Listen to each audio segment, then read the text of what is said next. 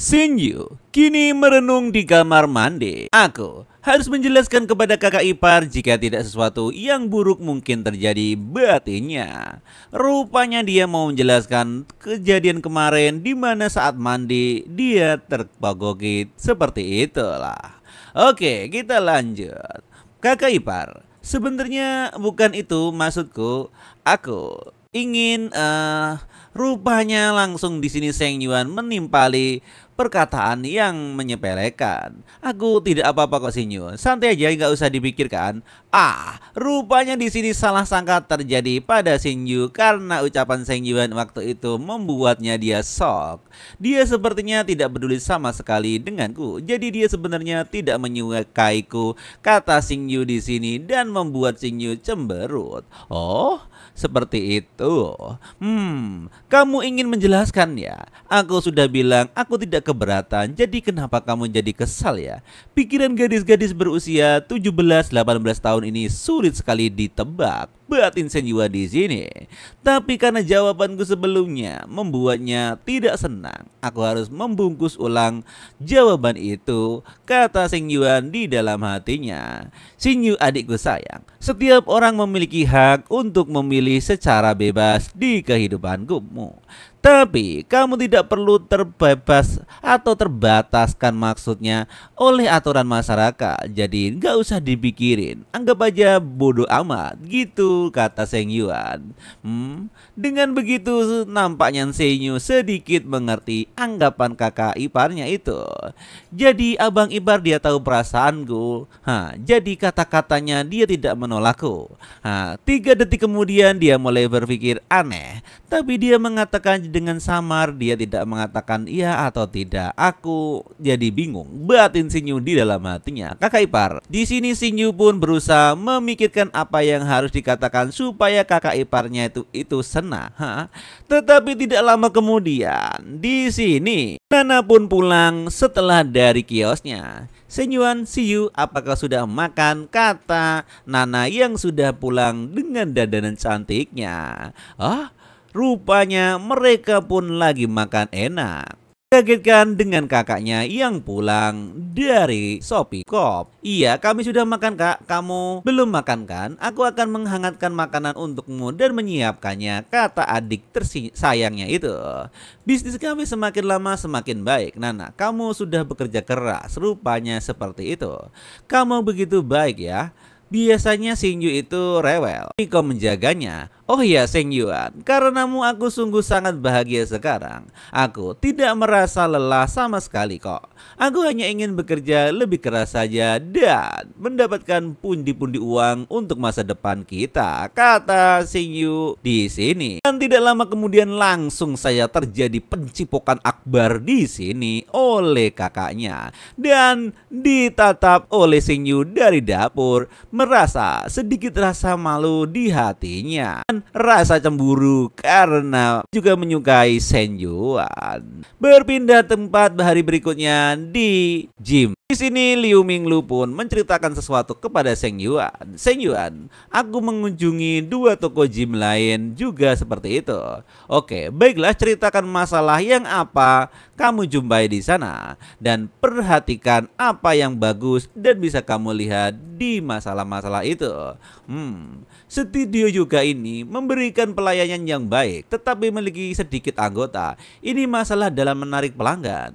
Gym yang lain memiliki masalah yang serupa, kata Liu Minglu. Ini semua masalah kecil, hanya tergantung pada apakah para manajer ingin memperbaikinya apa tidak. Aku sudah mengatur semuanya dan aku mengirimnya kepadamu nanti supaya direview. Oh, kerja bagus. Silakan dengan baik, kamu layak mendapatkan hadiah, kata Seng Yuan yang merayu. Geratakan tangan itu hadiah target kecilkah? Kata sang wanita cantik itu. Dasar wanita nakal, aku sedang luang sore ini, ayo kita kencan untuk keluar makan malam. Tetapi selain laporan masalahmu malam ini, kamu juga harus memberikan rencana untuk menyelesaikannya, kata Seng Yuan kepada wanita cantik itu. Baiklah Seng Yuan. Dan benar saja, Seng Yuan membelikan baju mahal di butik Pak Slamet dekat pinggir jalan. Dan kemudian mereka pun makan malam yang romantis. Pakaian, tas, film, makan malam totalnya 230 juta. Setelah triple cashback, laba bersih adalah 460 juta. Kata Seng Yuan, anjir, gue cepet kaya di dalam hatinya. Makin tajir aja dengan sistem cashback. Daddy Sugar ini mungkinkah hari ini paling bahagia dalam seluruh hidupku? Kata wanita cantik itu sambil menggandeng Seng Yuan dengan dandanan yang mewah. Sepertinya jumlah cashback tidak penting. Tingkat kasih sayang pelatih Liu Minglu mencapai 93%. Satu lagi hampir mencapai 100%. Ini menarik. Bonus apa yang aku dapatkan dari sistem membuatku bertunggu-tunggu. Dan benar saja, sekarang tingkat kesukaan Liu Minglu sudah 93%. Gadis bodoh, hari-hari kita bersama baru saja dimulai. Langsung terjadilah di sini pencipokan akbar lagi tahap kedua oleh Seng Yuan. Anjir, enak banget dikata sih gua. Oke, Mr. Sen, saya di sini untuk melakukan tinjauan diri. Ini adalah langkah-langkah terbaik. Mungkin masih banyak kekurangan, Anda lebih berpengalaman, mohon dilihat, kata sekretaris Seng di sini di hari berikutnya setelah mereka ngedate. Di perusahaan Jingfu, manajer umum perusahaan Sung Zeng menyerahkan laporan tertulisnya tentang keuangan kepada Seng Yuan. Tidak perlu tinjauan diri, duduk dan berikan ringkasan singkat mengenai langkah-langkah baru tersebut, kata Seng Yuan sambil ngopi dan ngudut Ji Samsu. Rupanya mereka pun mengobrol pekerjaan yang cukup signifikan. Pertama, penerimaan toko. Jika staf terlambat atau bermalas-malasan di ruang publik, mereka akan didenda, kata manajer umum itu. Hal yang sama dengan tindak lanjut. Tidak lanjut rendah dan terus-menerus mendapatkan poin. Membuat ini marah. Kehilangan setiap hasil dalam pengurangan kinerja. Jadi, kinerja kita akan dinilai berdasarkan poin dan gajinya pun diikutkan dengan poin itu. Tunggu dulu, ini semuanya hukuman atau ada hadiah semacamnya, kata Seng Yuan. Oh, tentang itu Tuan Sen, hukuman menciptakan urgensi, membuat mereka mengerjakan pekerjaan dengan lebih serius, kata sang manajer cantik Zuen itu. Saya kurang setuju. Hukuman sih tidak masalah, tetapi juga harus ada bonus. Juga harus digunakan di sistem ini. Gunakan sistem hadiah sebagai alat perangsang utama dan hukuman sebagai punishment biar mereka kapok. Kunci utamanya adalah motivasi, bukan tekanan, kata Seng Yuan di sini. Mengerti Mr. Sen? Anda benar-benar berpikir ke depan, berwawasan luas, dan sepertinya Anda bakal menjadi pembisnis besar di kemudian hari. Bagaimana dengan akuisisi pelanggan, kata Seng Yuan kepada manajer umum. Kami sebagian besar mengandalkan pengunjung langsung, walk-in offline, lalu lintas online rendah. Saya perlu berbicara dengan manajer operasi jaringan Cheng Gu sebelum memberikan Anda rencana peningkatan yang konkret, kepada Seng Yuan. Dia mengatakan begitu. Video tidak menarik karena pelatih tidak bekerja sama.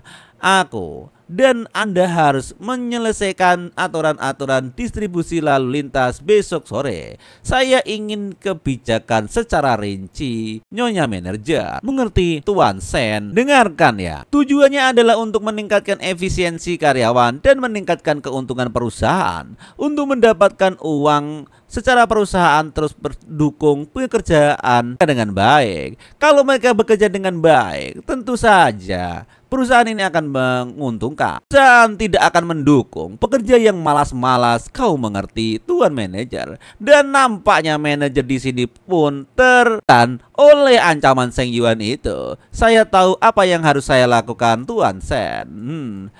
Anjir. Setelah keluar dari ruang rapat itu, rupanya manajer di sini merasa dirinya bodoh. Tuan Jia, tua tidak bohong. Bos baru ini sangat kompeten dan sangat tegas. Sikap tegas ini bagaimana? Dia hanya umur orang berusia 21 tahunan. Bahkan pengusaha tua pun yang sudah berpengalaman tidak seperti dirinya. Perusahaan-perusahaan tidak memberi makan yang malas. Itu berarti jika saya gagal, saya selesai di sini, kata manajer Umuzu dalam hatinya. Setelah ketakutan setengah mati oleh Seng Yuan, batin Shinju di sini. Ngomong-ngomong, saya belum pernah melihat sisi yang menyeramkan dari Seng Yuan. Saya berharap saya tidak pernah melihatnya, kata sekretarisnya sendiri, Sao Meme, yang dari kampusnya itu. Tok. Assalamualaikum, Mr. Chen. Saya punya beberapa gosip dari orang dalam untuk diberitahukan kepadamu, kata sekretaris. Kita sendirian, jangan panggil saya Mr. Sen. Kedengarnya aneh, kayak bapak-bapak tua yang gembrot itu, kata Seng Yuan di sini. Oke, baiklah kalau begitu aku panggil bos aja. Orang yang sebenarnya berkoordinasi dengan sekolah adalah Yuji Fang. Dulu ia menangani pemasaran dan ekspansi bisnis, katanya.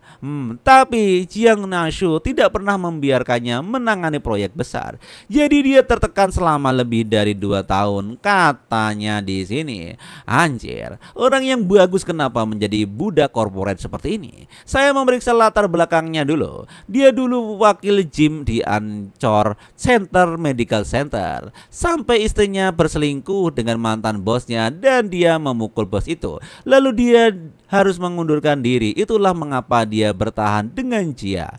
Dia tidak mampu untuk pindah pekerjaan lagi secepat ini, kata sekretaris yang membisik-bisik kepada bosnya itu.